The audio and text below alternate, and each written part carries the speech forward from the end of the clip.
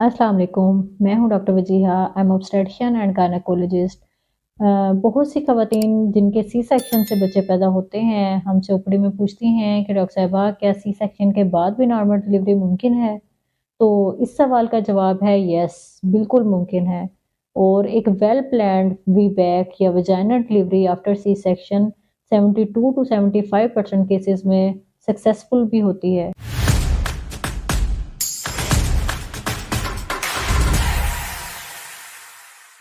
वो कौन से केसेस हैं कि जिनमें सी सेक्शन के बाद नॉर्मल डिलीवरी की ट्रायल दी जा सकती है? तो अगर इस रीसेंट या करंट प्रेगनेंसी में बेबी सिंगल है, बेबी का सर नीचे है, बेबी का वेट एवरेज है और इससे पहले सिर्फ एक सी सेक्शन हो चुका है और सी सेक्शन की कोई भी और वैलिड इंडिकेशन भी नहीं है और दोनों प्रेगनेंसीज के दरमियान कम से कम 2 से 3 साल का वक़्फ़ा है, तो इन केसेस में हम वीबैक या vaginal delivery after C section की ट्रायल दे सकते हैं। एक और इम्पोर्टेंट बात वो ये कि वीबैक या vaginal delivery after C section के लिए दर्दें खुद ब खुद लगनी चाहिए। अगर आर्टिफिशियल दर्दें लगवाएंगे तो वो ख़तरनाक भी हो सकती हैं और उसमें 2 से 3 गुना ज़्यादा बच्चेदानी के फटने के चांसेस होते हैं और 1 से 5 गुना ज़्यादा इमरजेंसी सी सेक्शन के चांसेस हो सकते हैं। तो कौन सी ख़वातीन हैं कि जिनमें सी सेक्शन के बाद नॉर्मल डिलीवरी का चांस बिल्कुल भी नहीं लेना चाहिए?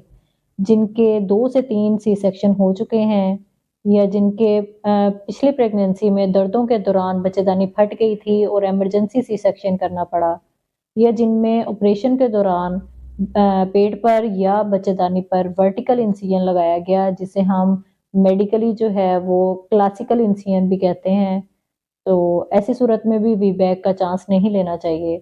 या जिन औरतों की ट्विन प्रेगनेंसी है या हायर मल्टीपल प्रेगनेंसी है, उनको भी वीबैक का चांस नहीं लेना चाहिए।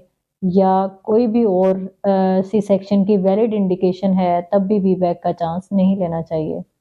एक वेल प्लान्ड वीबैक या vaginal delivery after C section 72 to 75% cases में सक्सेसफुल होती है और 200 में से सिर्फ एक पेशेंट के यूट्रस या बच्चेदानी फटने के चांसेस होते हैं।